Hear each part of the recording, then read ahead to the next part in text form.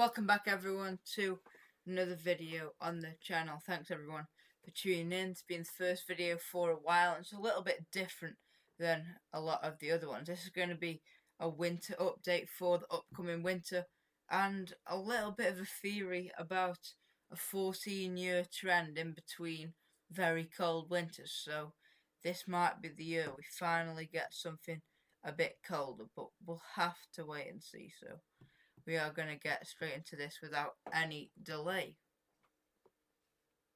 Okay, so this is a chart showing the gap in between 14 years of the winter. So 14 winters from them 2 years, 14 in between them, 14 in between them, 14 in between them. And obviously this year's will be just here. So out this year will be up here somewhere. 2024, and that will be the next year. And as you can tell, all these winters have been very, very, very cold. Well, there's a couple like 1954, it wasn't that cold, but then 1968, 1982, 1996, and especially 2010 were all extremely cold winters compared to all of the other ones. Now, a lot of the winters around these years were quite cool as well. There's one here that's not. Mostly the winters before and not after. As you can tell, these ones are colder than these ones. But really, we're looking at these middle ones just here. These are the proper cold ones, and these are 14-year gaps. So every single 14 years has been a very cold winter. So this year is the year if we find out if it will continue or if it will do a bit of fail, so we'll see what happens. Okay, so now we're going to show you some charts, so let's get doing that. Okay, so this is the December to February 2010 winter. So this is what the high pressure is, the obviously red, and low pressure is the blue. So this is what the 2010 winter was like overall. So make that a bit bigger. Okay, so here we go. So we have high pressure sitting over Greenland. We've got low pressure to the south. We've actually got a very cold easterly wind, and that is why this winter was especially cold. It was very cold winter with strong easterly winds. Very cold, snowy winter compared to a lot of the other ones you would see, and especially the latest winters.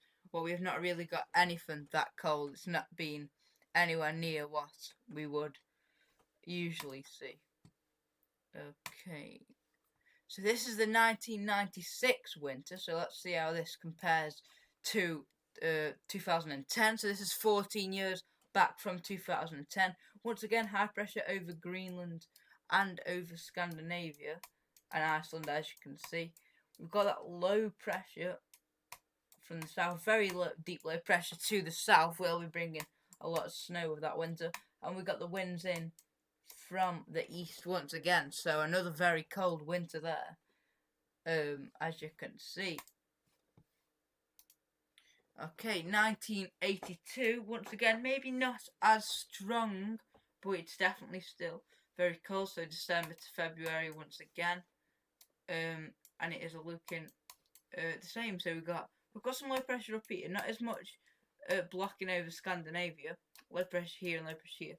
So we're going to be trying to bring milder winds up from the southwest there, but with this high pressure blocking here, we are just going to be giving that a threat of something from the north or northeast. And once again, it had a very cold start and a very mild end to this winter, so it's still a very cold winter with that one. Okay, so now we've got 1954, the final winter we're going to show you from this. So December to February 1954. We've got high pressure sitting around and over Scandinavia.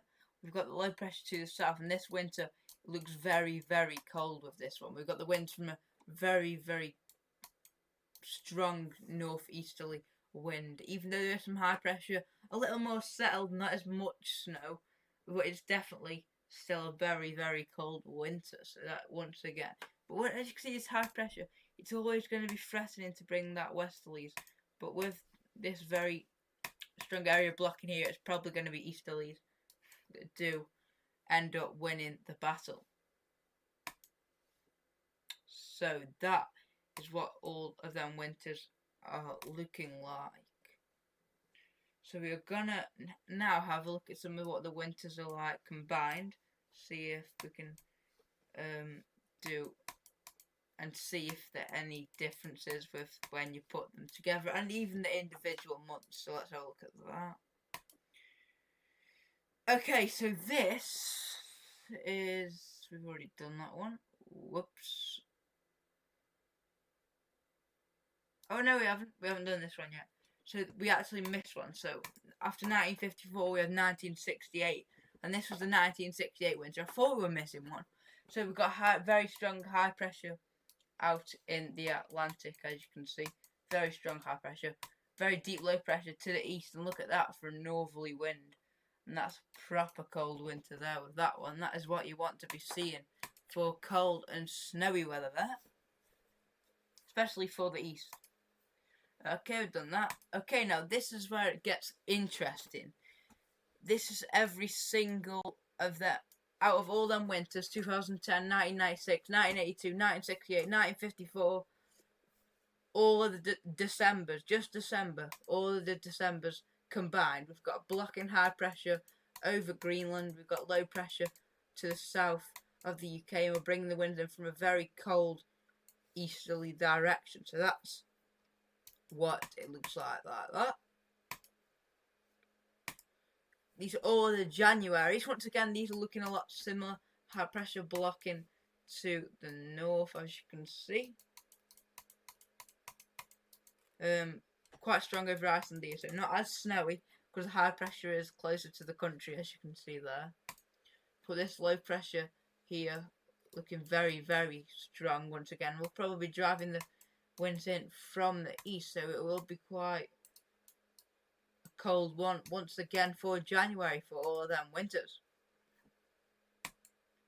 Finally, all February's combined, so it's not looking as cold, but there's still that blocking signal there around Greenland, but it's not over where we want it to be. It should be stronger here. We really want it.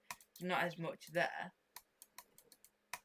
but we have still got high pressure there. Very deep low pressure. So what that'll be doing is that'll be trying to bring the wind in from a southwesterly or southeasterly direction, or a bit more from the south, as you can see there, because of the Atlantic. But as there's that much blocking up here, it's probably still going to have the winds in from the east, but it's probably not going to be strong. It'll be a bit of a battle. So we'll have winds doing this, like that, and we'll have winds doing a bit of that, and then we'll have colder winds doing a bit of that. So it'll be a bit of a battle line there. Could be a bit of snow on the battle lines. Well, there would have been. Obviously, we're not looking at the future, but so now we're going to have a look at a very interesting one. So this is December to February and all of the years combined. So 2010, 1996, 1982, 1968, 1954. All of the winters combined from December to February. And this is from every winter, as you can see. So once again, very strong high pressure blocking over to the north, low pressure to the south over Europe, and the very strong easterly wind, very cold once again. Looks very good if you like cold. Now for the final piece of data, we're going to go back to this chart. Now, we've looked at all of these winters, right? So we've looked at all of these, and we've looked at these ones. We've looked at all of these ones here. So these are the winters we've looked at, okay? So what we're going to do now is we're actually going to go even further, and we're going to chuck in as I was saying, we're going to be putting every single winter on the chart. So the winters before and after the cold winters. So these are the main winters here, and we're going to be looking, this is the year after So this is the year after, and this is the year before. So we're going to be looking at both of them winters. So we're going to be looking at every single winter on the chart here. So we're going to be looking at 1, 2, 3, 4, 5. We're going to be looking at 15 winters. 15 years all put on one chart. So this is quite a complex chart, but it looks normal. So we're going to show you that now. Okay. So this is it. This is every single one of the winters on the chart, as you can see. And we can't even, we go from 2009 and we go all the way down to 1953, but we're not on the chart. That's how much winters there is. We'll go all the way down, and it would be off the screen. So don't know what's going on there. So yeah, it's quite a lot of data put into one. So this is where it looks like. High pressure over Greenland, sitting around there, and over towards Scandinavia to the north of it. Low pressure over many parts of Europe and Spain, places like that. And we got the winds in from a very cold northerly, northeasterly direction. So it looks very, very cold for all them winters. Okay, so it looks very, very cold for all them winters. Thanks you everyone for watching. We'll see you in the next one. And I just want to say before we go, obviously that is not a forecast for this winter. Them are data for 14-year gaps in between very cold winters, what has been the trend since 1954.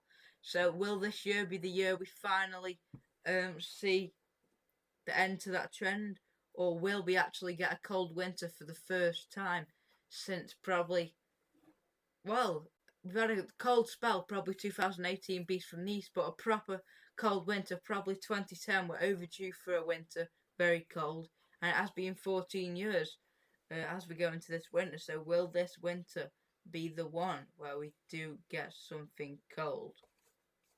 Well, we will. So we'll have to wait and see. But thanks for watching part 1 of the winter update. Thank everyone for watching, and we'll see you in the next one. Goodbye.